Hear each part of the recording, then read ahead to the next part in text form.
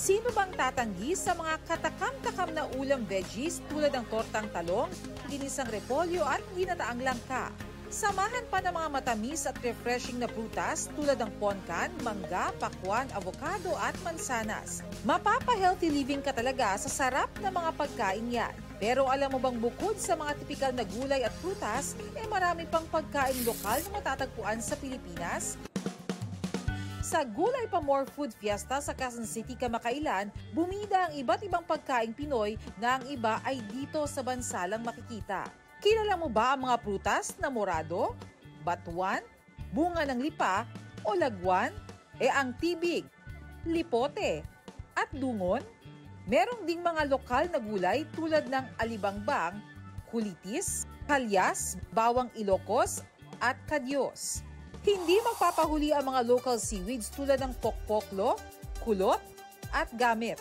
At samot-saring pampalasa na baka di nyo pa nagagamit. Sandamakmak din ang indigenous crops, pati na ang mga kakaibang recipe mula sa mga chef at food merchants. Si Patrick nauna ng tikman ng nut egg at creamy mushroom sandwich spread. Pero same yung lasa, mas malinamnam, creamy, tsaka alam mong masustansya siya. Sina cookie at honey naman, hindi pinalagpas ang iba't ibang flavors ng ice cream. Yung isa ay lipote cheesecake, tapos yung isa ay cacao kasoy crema, yung isa ay sampinit kalabasa seeds, balita ng coconut, kalingang pili, at panucha caramel crunch. Hindi lang simpleng ipagdiwang, kundi balikan dahil ang kalagayan ng mga katutubong gulay natin ay marami dito ay hindi nakilala at unti-unti nang naglalaho dahil sa iba't ibang mga salik. Layon din ang programa na isulong at ipakilala ang mga produkto ng sektor ng agrikultura at para na rin makatulong sa food security ng bansa. Dito kasi sa Pilipinas, we're experiencing food insecurity at kailangan natin punan ito. Bukod pa doon, we're losing so many parts of our food heritage. Welcome to the graduation ceremony of kindergarten school year 2023-2024.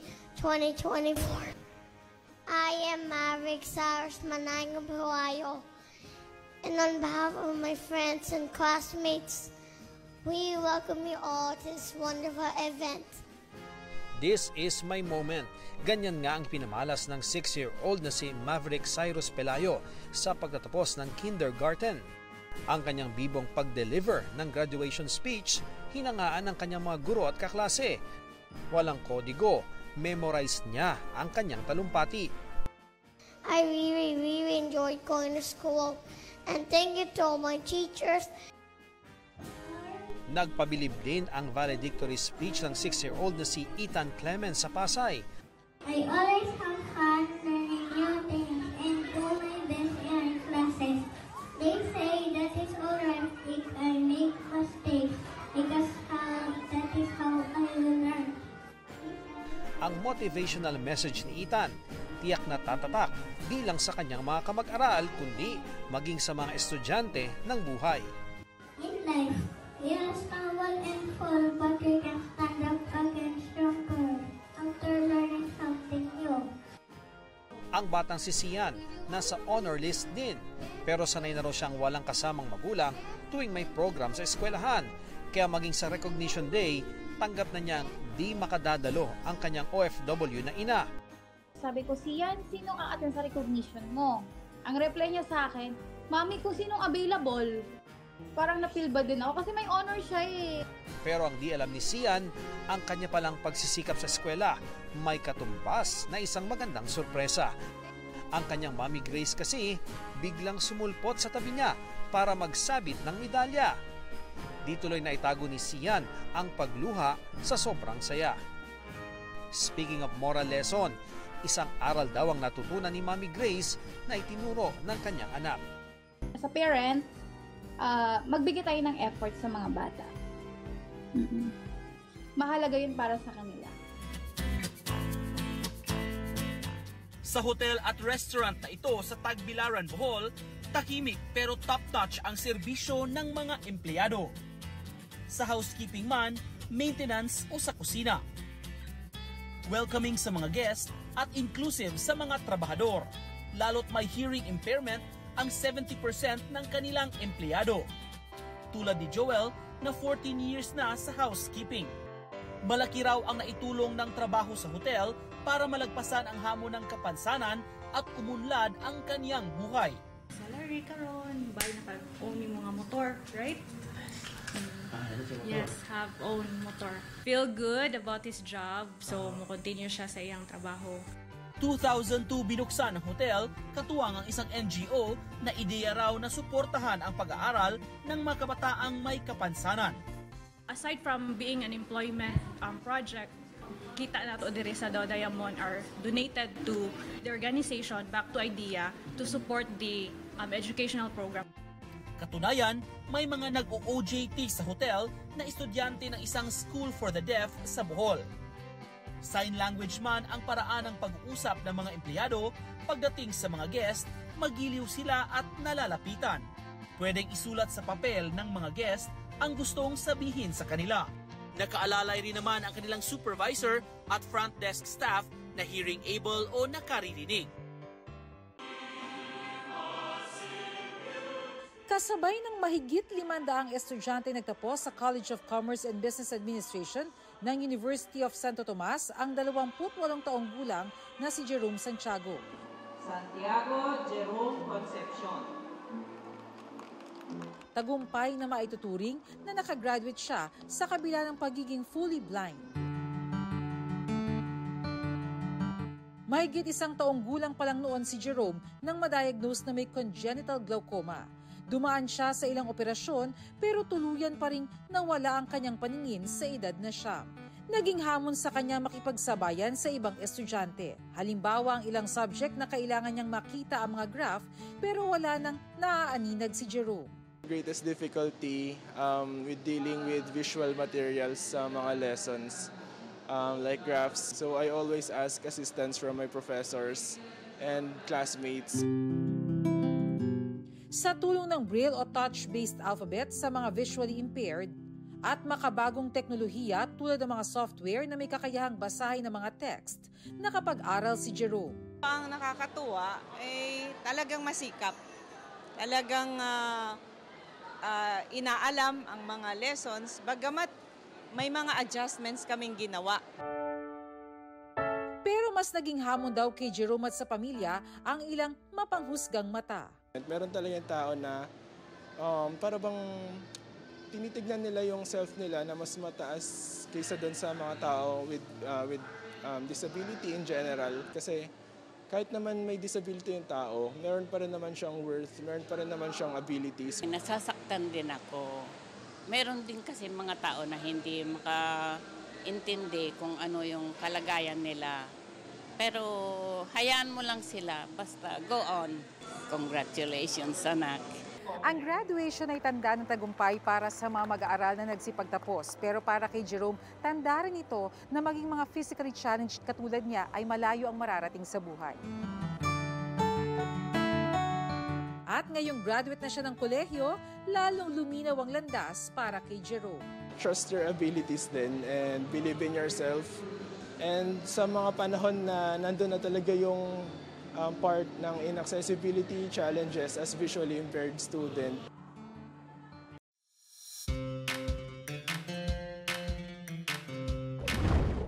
Adventure awaits sa Laguna.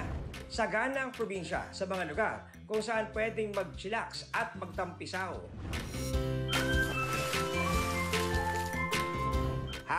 #blessed din ang Laguna sa mayabong na gubat at kabundukan. For the outdoor exploration tayo sa Mount Makiling. Legend has it, ang bundok na ito ay tahanan daw ng diwatang si Maria Makiling. Kaya naman isama na ang pamilya o mga kaibigan at maumaling sa ganda nito. May 30 istasyon papunta sa bundok at makakasalubong mo rin dito ang mga centennial trees.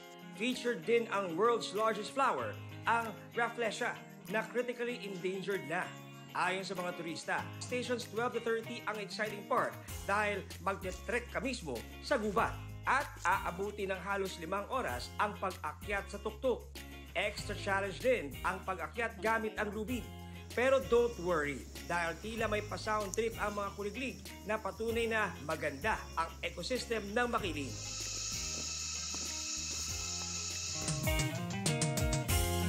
Pagdating sa tuktok, magandang view ng Laguna de Bay, Batangas at Laguna ang sasalubong sa iyo.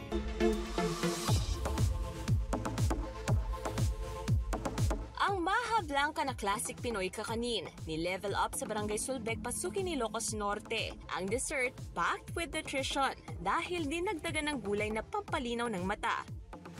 Kalabasa. Gawayan ng Barangay Nutrition Scholar na si Reshaline. Sa mga bata, ayaw nilang kumain ng gulay. Pero pag naihahalo sa mga iba't ibang mga kakanin o kaya mga ulam, pwede rin ihalo doon. Nais daw ibahagi ni Reshaline ang healthy dessert sa mga feeding program sa kanilang lugar. Sa lungsod naman ng Lawag, may mabentang pang-beat the heat, classic halo-halo. Na hinaluan din ng gulay. Nakakatakam dahil ang Ilocano dish na dinengdeng present sa bawat lasap ng halo-halo ng gurong si Jem. Mayroon itong malunggay, kalabasa at taro. Marami po tayong nakukuha ng vitamins at nutrients like iron, vitamin A at saka carbohydrate. Na-e-enjoy raw yan ng mga estudyante, kaya ang kanyang healthy halo-halo pinipilahan.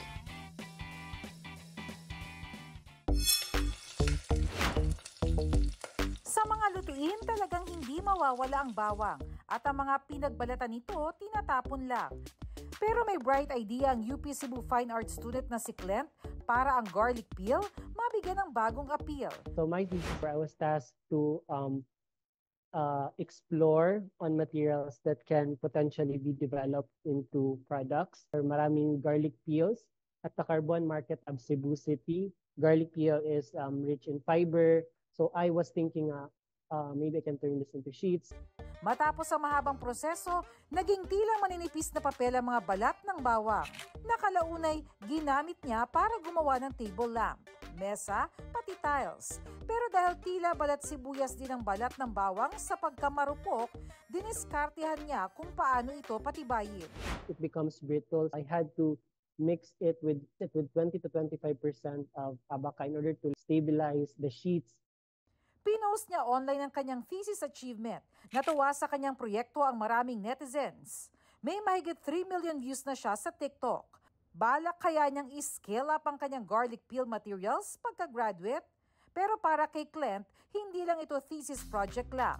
Batay sa 2024 Food Waste Index Report ng UN Environment Program, nasa 2.95 million tons ang household food waste ng Pilipinas kada taon. Kaya ang proyekto niya napapanahon daw.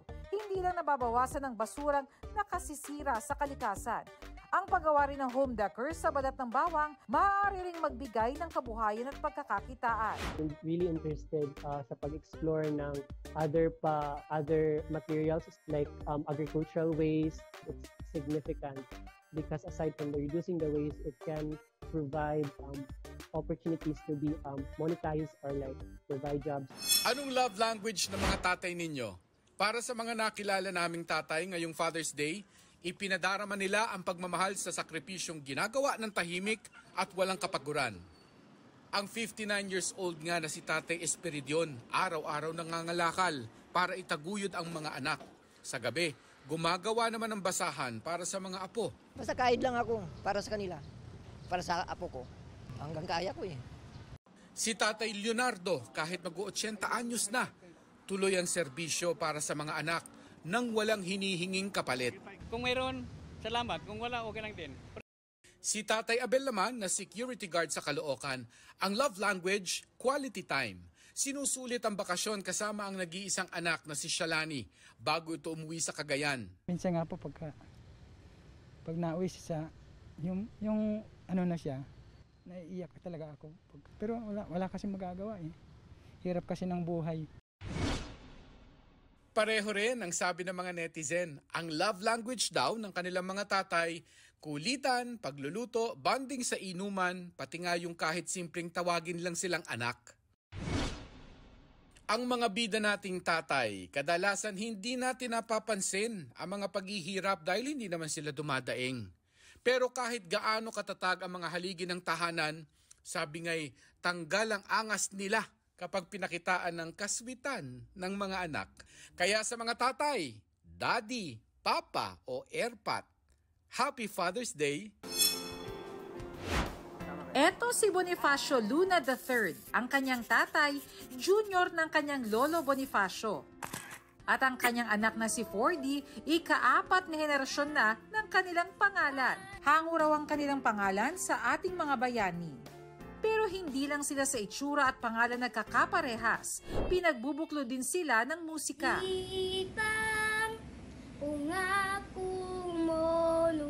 Pare-parehas kami marunong, mahilig sa music. Lalo na yung father ko na lahat ng genre ng music alam niya. Si Joneto Homores Sr. naman, nakahabol pa raw na magkaroon ng junior. Tatlo na sunod na babae, pang-apat yun, nagkaroon ako ng lalaki. Ang magamang Cesar at Lemel naman, hindi man magkapangalan, parehas naman ang piniling karera bilang engineer. Proud ako naman na na-impluwensyahan ko siya dun sa sa ganong direksyon. Pareho rin sila ng interes sa pagmumotor. We're mimicking our parents eh. Pa-thank you dun sa impluwensya mo as an engineer kasi I'm happy what I'm working right now. Ito yung gusto ko. Daddy, Papa, Tatay, ano man ang tawag sa ating mga ama, marapat na bigyan sila ng pagpapahalaga para sa kanilang hirap at sakripisyo sa pamilya.